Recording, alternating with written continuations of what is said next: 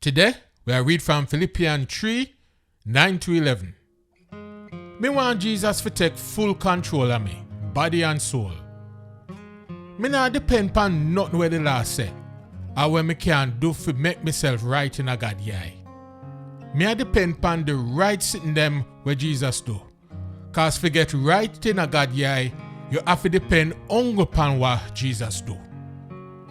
All me care about have to know Christ Jesus, and that the power will make him come back alive will work in me.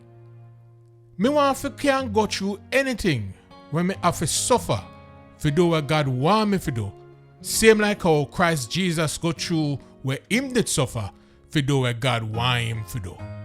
And same like how him dead for the right reason, me make up my mind for dead for him too.